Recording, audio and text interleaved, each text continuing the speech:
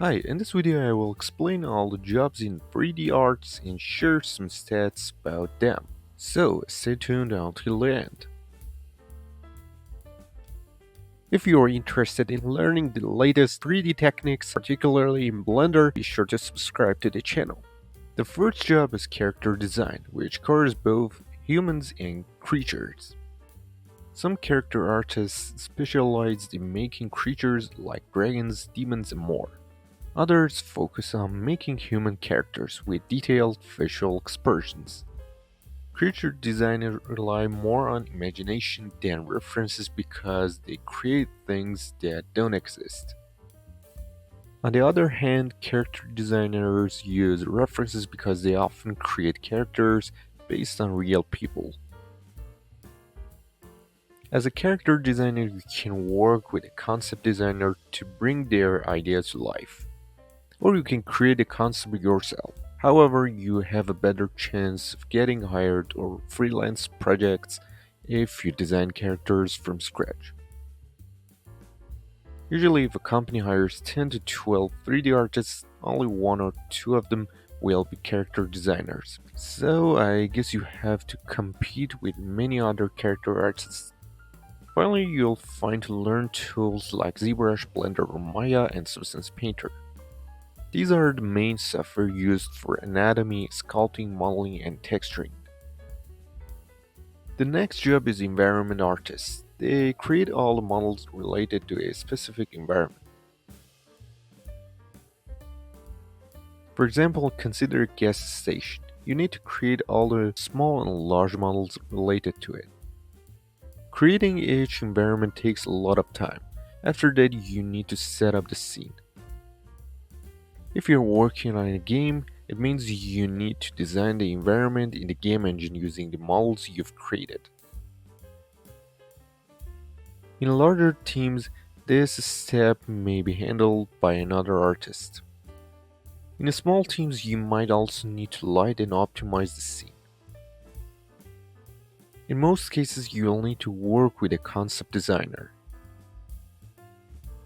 Usually, if a company hires 12 artists, at least 5 of them will be environment artists. So, you have a higher chance of getting hired, but the salary might be a bit lower. The tools you need are Maya or Blender for modeling, Substance Painter for texturing, and Unity or Unreal for creating the scenes. Next is concept design. Concept designers create concept art and illustrations, often using 3D visualization. Some concept designers create concepts from scratch using Photoshop. But that's a traditional and slower method. The best way is using 3D rendering. With this method, you can get renders of the scene from different angles if needed, and the final quality will be better. You will assist the character and environment artists. This means they create their character or environment based on your concepts. In most cases, you need to create the models, add lights, and render the scene yourself. But the models you create are not highly detailed. They are only used for concepts. A company that hires 12 artists would have 2 concept designers, but in recent years this number has been decreasing due to AI, which can generate concepts in just a few seconds. The tools you need are Blender for modeling and rendering, Substance Painter for texturing, and Photoshop for modifying the render.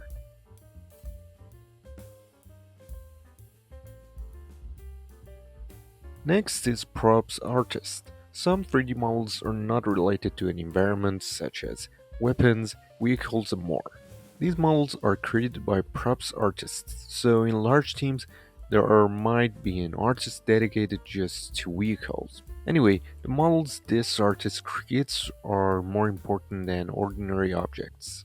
For example, consider a weapon in a game. The player sees this model for a long time, so it should have many details. A company that hires 12 artists would have 2 or 3 props artists.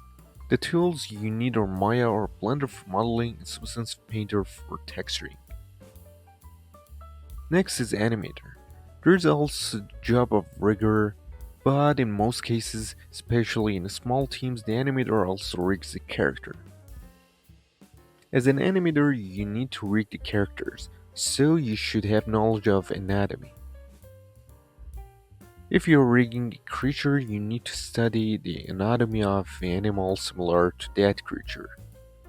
The more professional the rig, the simpler the animation process will be.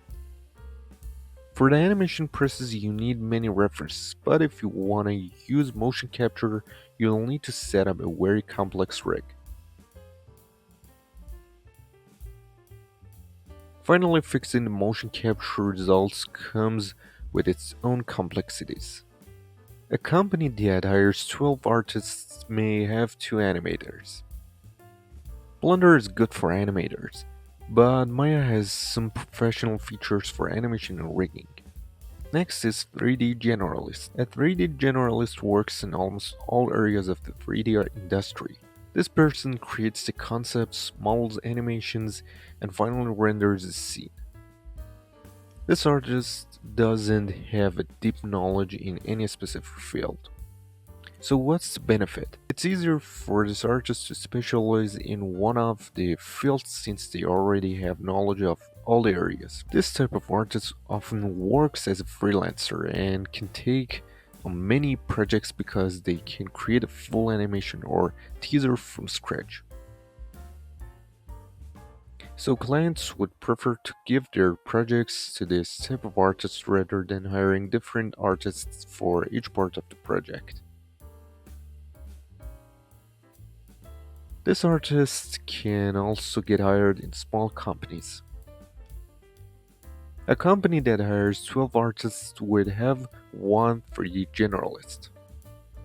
The tools a generalist needs are almost all the tools. Next is look development artist. This artist is responsible for creating shaders and in some cases lighting and adding post effects.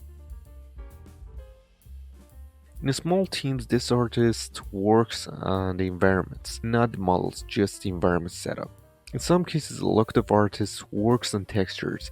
This artist should have strong knowledge in creating shaders, possibly some math skills, and an artistic vision for lighting. A company that hires 12 artists may have 2 locative artists. The tools this artist needs are Blender for creating shaders and post effects, Unity or Unreal for creating shaders and post effects for games, and possibly Substance Painter for texturing. For the other jobs, I'll explain more specialized rules that are better suited for big companies. For example, a lighting artist who specifically works in lighting for any scene.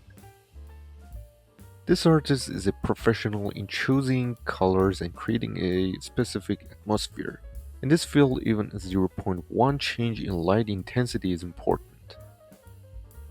In most cases, an environment artist or look dev artist can specialize in this field. A company that hires 12 artists would have one lighting artist, and Unreal or Unity are the most important tools. Next is texturing artist.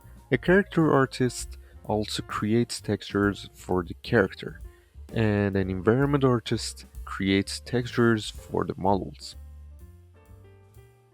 So, what is this artist? This artist creates very high detailed textures, which is often needed in big teams. This artist is a pro in painting, knows many art styles, and can implement several of them. This artist has extensive knowledge of all texturing methods and also optimizing textures. A company that hires 12 artists may have 2 texturing artists.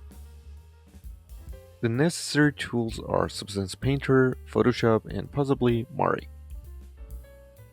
The next role is a VFX artist, responsible for making particle systems or sometimes handling post-processing. This artist is an expert in creating effects for films and games and knows how to optimize them.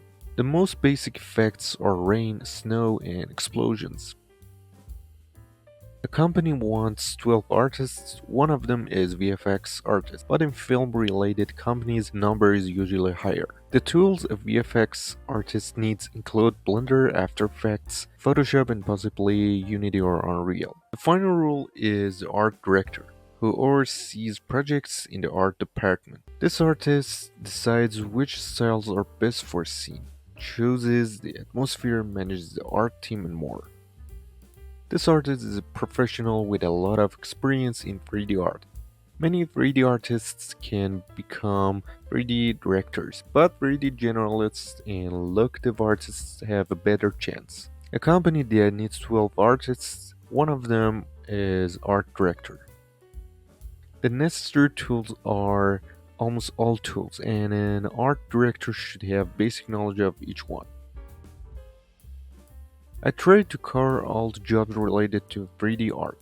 If I missed any, feel free to mention them in the comments. Thanks for watching. If you enjoyed this video, please give it a like and don't forget to subscribe to the channel. And feel free to share your questions and ideas in the comments.